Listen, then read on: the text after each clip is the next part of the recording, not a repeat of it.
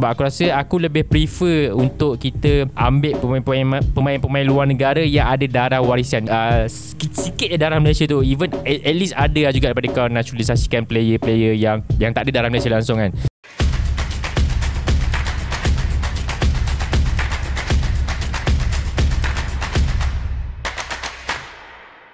Hello, what's up guys? Kembali lagi untuk Sembang Kencang Extra Time minggu ni. Minggu ni kita buat 2 kali bersama dengan national team. Macam sebelum ni aku dah cerita pasal collab untuk squad senior. Kali ni semalam FM baru umumkan 24 pemain untuk skuad bawah 23 tahun, iaitu kendalian jurulatih terbaru Juan Torres Garrido. Bukanlah baru, dia dinaikkan pangkat menjadi ketua jurulatih.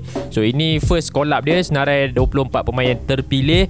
17 pemain dikekalkan daripada senarai kelayakan Piala Asia bawah 23 hari tu. So sekarang ni ada, tak silap aku, ada 5-6 orang muka baru. Dan kita tahu bawah 23 ni tiada, aku baca dekat press release tu, hanya latihan berpusat saja, tiada friendly. Tapi mungkin sebelum-sebelum ni akan ada friendly tertutup sajalah, lawan tim M3, lawan tim mungkin Liga Sosial ke, kita tak tahu macam sebelum ni. Dan untuk senarai yang dipilih kali ni, aku rasa 17 pemain dikekalkan. Aku rasa tak banyak perubahan yang Juan Torres Garrido ni buat, sebab mostly orang selalu mempertikaikan bila skuad junior ni, tak kisahlah bawah 23 ke bawah 19 ke, dia tiada kesinambungan untuk ke skuad sini. Gameplay, game style berbeza, pattern play berbeza. So kali ni aku harap Juan Torres Garrido mungkin dapat bekerjasama dengan Kim Panggon, mungkin dapat berborak ataupun berbincang, akan implementkan satu benda taktikal ataupun mungkin game style play tu biar sama, supaya tak ada banyak perubahan. Bila kita tahu ada 3 pemain yang bawah 23 yang terpilih untuk skuad senior kali ni, antaranya Syed Izzan terpilih untuk skuad senior. Kita ada Noah Lin dan juga Mokairi Ajmal. Betul lah, 3, tak silap aku 3 saja yang terpilih. So kita tahu untuk panggilan kali ni Juan Torres Garrido ni adalah persiapan untuk ke Piala Asia bulan April tahun depan. Walaupun lambat lagi, aku rasa mungkin ada 5-6 bulan lagi untuk Piala Asia bawah 23. Mungkin daripada sekarang ni lah kau kena buat implement apa game style kau nak main, apa pattern play kau nak main. Sebab aku rasa kelayakan bawah 23 bukan kelayakan Piala Asia bawah 23 ni sangat penting. Sebab kita mungkin ada banyak masa sekarang, banyak masa ni lah kita kena, aku rasa Juan Torres Garrido mungkin panggilan pertama ni dia nak tapis dululah pemain mana yang okey, pemain ni boleh tak terima dia punya gameplay ke,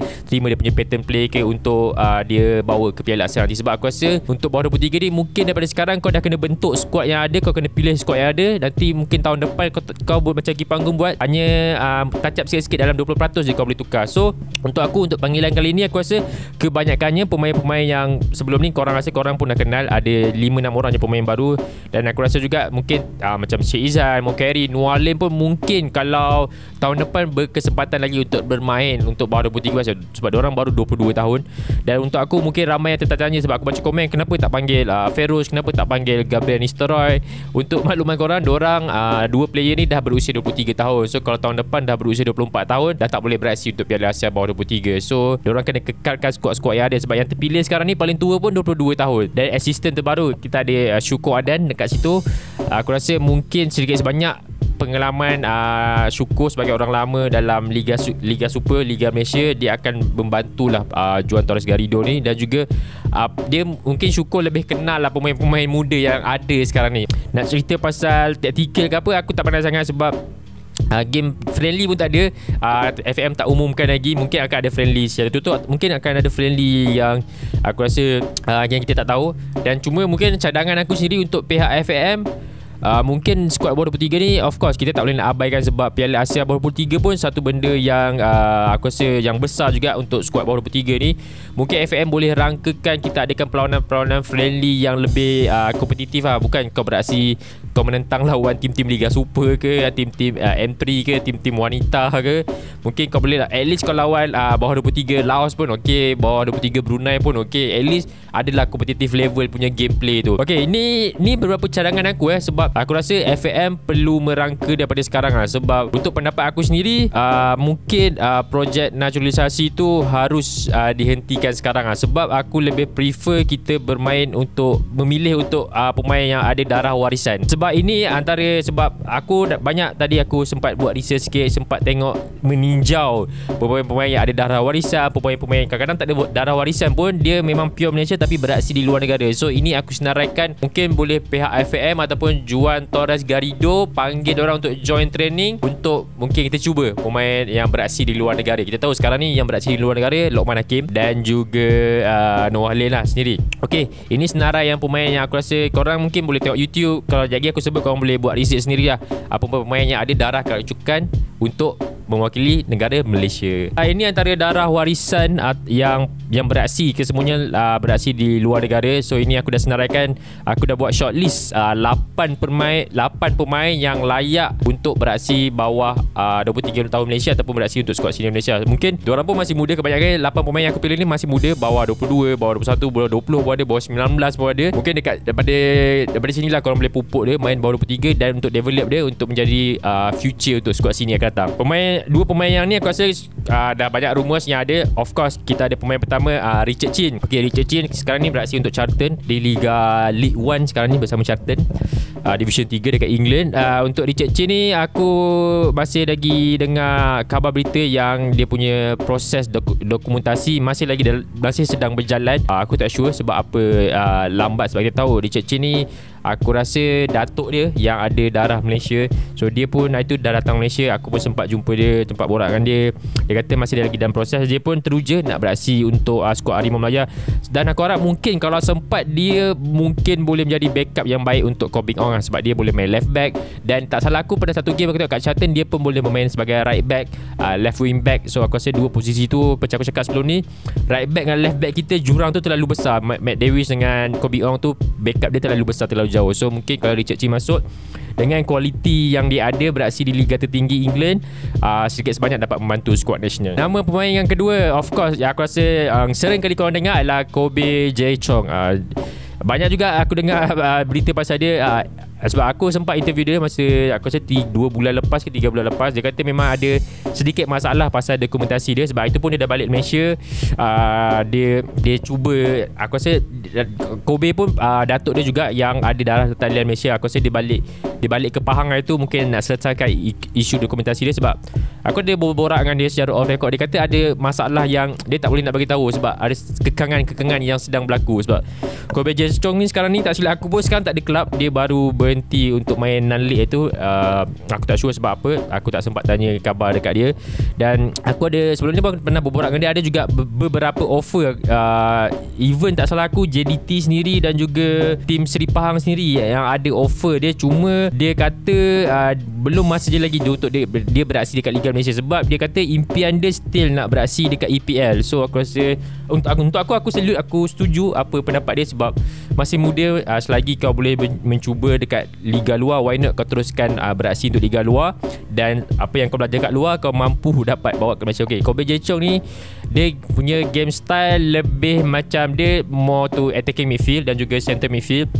Game style dia suka buat long pass ataupun true pass yang sangat baik, sangat cantik lah. Kalau kau tengok highlight mungkin orang kata highlight pun kan. Sebab mungkin sedikit sebanyak dengan pengalaman yang dia ada, ability yang dia ada, mungkin kita pun kekurangan pemain yang kreatif latar padang. Aku rasa Kobe Jae Chong mungkin at least kalau tak nak bawa senior pun boleh try untuk bawah 23 di luar. Pemain yang nombor 3 kita ada Wan Kuzri. Okay, Wan Kuzri pun nama yang korang sering dengar sebelum ni. Ada abang dia Wan Kuzain.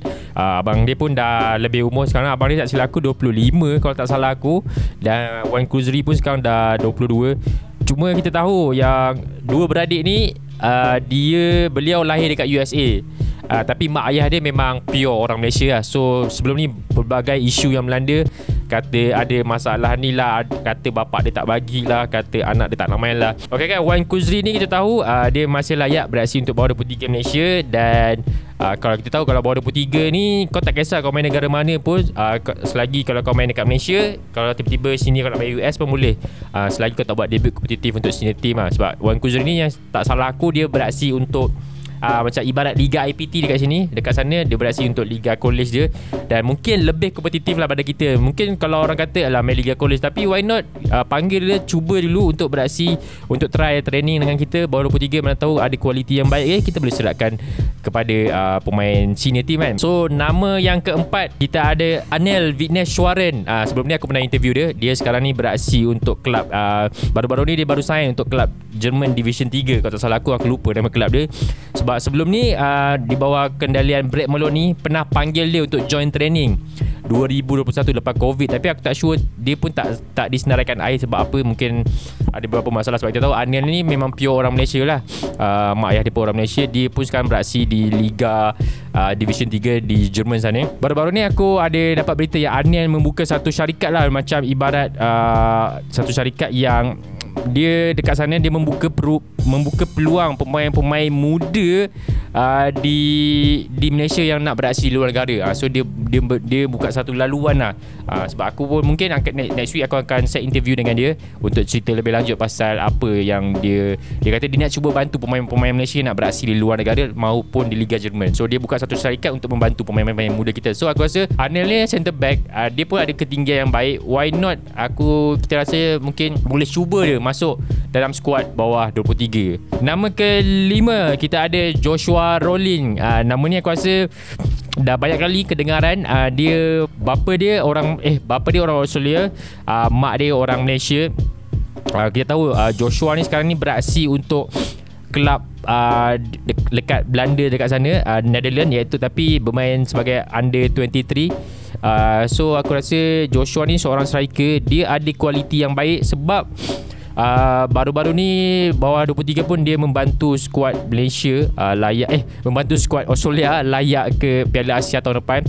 Dan dia ada ability yang baik sebab ada jugalah rumours yang yang Malaysia nak panggil dia lah apa, tapi kalau tak salah aku dia adalah kapten bawah 23 Australia.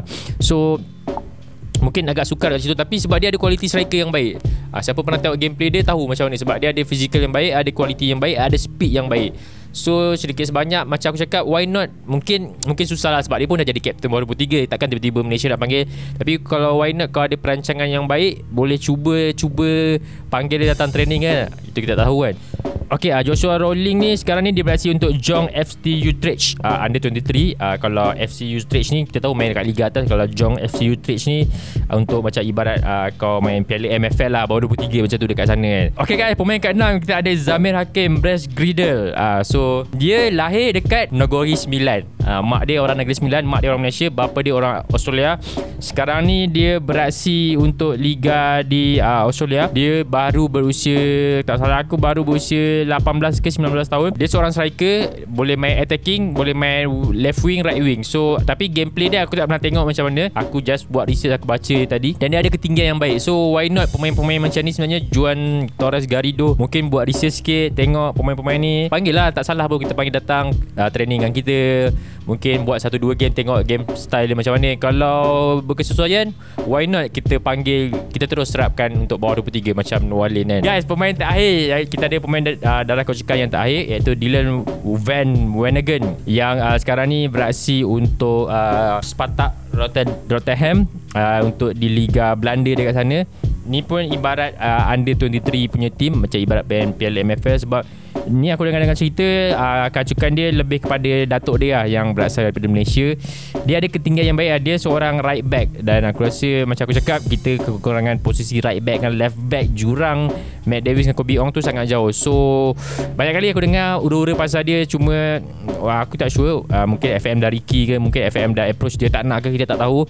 Sebab aku rasa aku lebih prefer untuk kita ambil pemain-pemain luar negara yang ada darah warisan. Even sikit darah Malaysia tu, even at least ada juga daripada kau naturalisasikan player-player. So mungkin untuk jangka pendek naturalisasi tu okey lah. Untuk jangka panjang, why not kau fokus pada darah warisan. Aku rasa itu lebih perlu. Sekurang-kurang dia nak beraksi tu, dia rasa bangga ataupun excited lah sebab beraksi untuk negara yang ada kena-mengena dengan dia. Okay, so bawah 23 ni susah sikit nak ulas sebab tak banyak berita yang ada, tak banyak friendly yang ada. So mungkin kalau ada friendly ke, FM jemput, kita mungkin boleh tengok game style play Juan Torres Garrido macam ni. Okay, so itu saja untuk Sembang Kencang Extra Time untuk bawah 23 kali ni. Kita jumpa next week kelayakan World Cup untuk Malaysia menentang Kyrgyzstan. Dan macam biasa aku punya pesan, kalau korang nak mengkritik ke, nak memberi pandangan ke, mengkritik jangan sampai menghina. Mungkin korang ada kenal pemain-pemain darah warisan yang lain, Kau boleh komen kat bawah. Mungkin aku tak sempat tengok ke kan. Mungkin kau boleh komen kat bawah nama-nama dia. Aku mungkin boleh tengok YouTube macam mana game style orang. Okay, so kita jumpa next week akan datang. Thanks for support guys. Bye bye. Ciao.